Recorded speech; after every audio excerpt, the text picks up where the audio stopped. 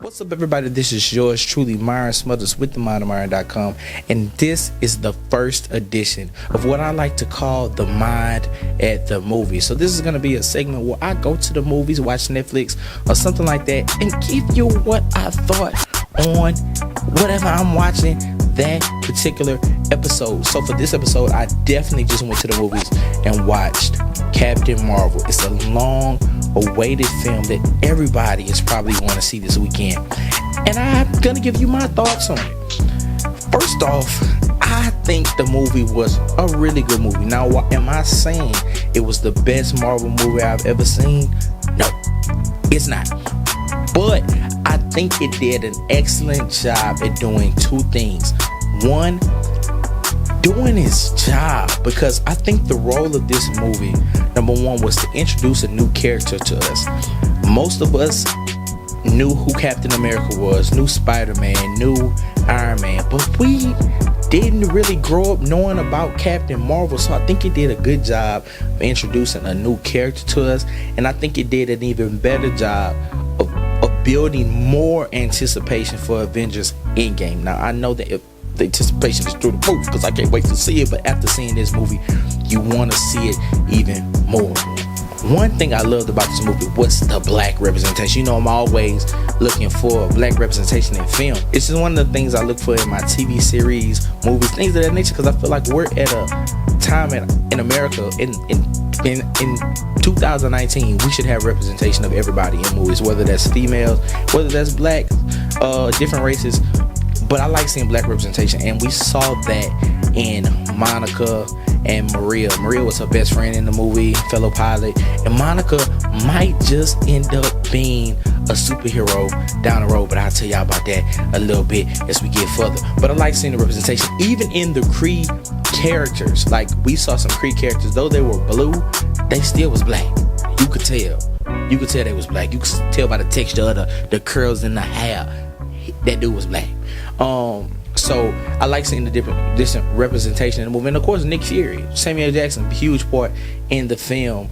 And I think him and Bria, what's Bria's last name? She won an Oscar. Yeah, I know, Captain Marvel. I think him and her had a real good chemistry. So I really enjoyed the movie from that standpoint. It was funnier than I expected as well. Like, the Skrulls were hilarious. I think they were one of the best parts of the movie, and it kind of goes with that being the big plot twist of the movie. But I think they kind of gave it away, because when we first meet the Skrulls, when you first see them, they look real evil-like creatures, right? And from doing research and for what I knew about them, they, the Secret Invasion comic books, we know the Skrulls came in, Secret Invasion, and, tried to take over Earth or whatever. So I'm thinking the Skrulls to be these big bad guys, and we see her fight one of the Skrulls on the train, which is fighting an old lady. We see them as bad guys, but then that gets flipped, right? And I think we should have noticed that a little earlier that was coming, because these characters, though that previously perceived to be hard, they were actually like funny. Like, they were some of the funniest moments of the entire movie, and I think that kind of correlates with the plot twist, is which the Kree nation were the ones who were the true bad guys, and not the Skrulls like many of us expected. We thought Marvel was going with that Secret Invasion storyline, and this was kind of the kickoff, but it wasn't. It really, the Skrulls were just looking for a home, and Captain Marvel decided to be that savior, and she did.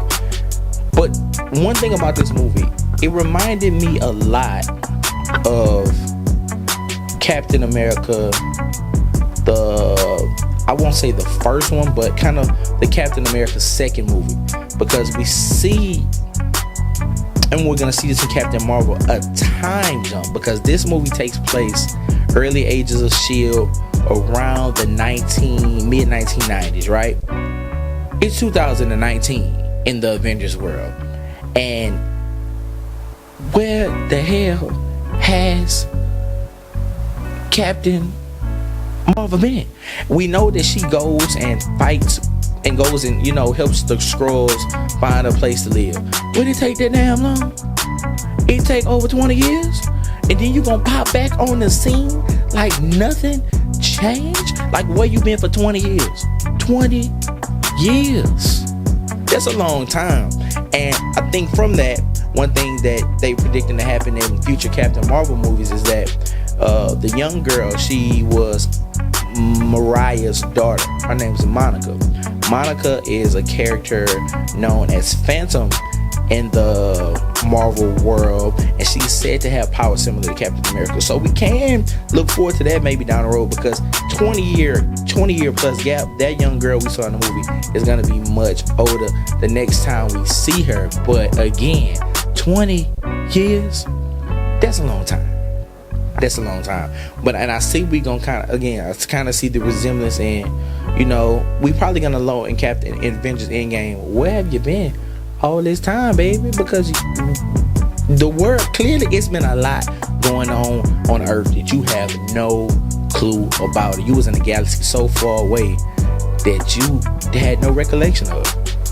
And I think overall, the best character of the movie was Goose. Goose, random cat. We always wondering what his random cat was. I thought for the longest the cat was a Skrull, but he wasn't. Turns out to be a Flurkin, and the Skrull kept saying it, and we like, no, it's a cat. Everybody in the movie like, no, it's a cat, until the cat actually showed it was a Flurkin or whatever that is, and these octopus tentacles comes out his mouth and swallows the Tesseract, and we just like, I think we all just kind of like, what the hell? And then like it shocked us, but Goose was the man. Goose was a great character. But I think all in all with this movie, one of the best parts, ironically, was the post-credit scene, because we see the Avengers, the surviving Avengers, gathered around, and we see them dealing with that pager. And in the Fury, we see Captain Marvel give Nick Fury this pager to get in contact with her if he ever needed it. At the end of the Avengers movie, in the post-credit scene, we see him, before he disappears, press that pager, right? And in the post-credit scene for Captain Marvel, we see our surviving heroes, Captain America, Black Widow, and others trying to, get some signal to this pager. And out of nowhere, she pops up and asks, where's Nick Fury? And I'm just like, oh, it's on, because we saw what the heck she can do. Now, Captain Marvel, this was an introduction to her to us, because a lot of us, again, we did not know who she was or what she was capable of. But boy, is she capable of a lot. And I believe they got a fighting chance now, because at first I didn't think they could do nothing with Thanos.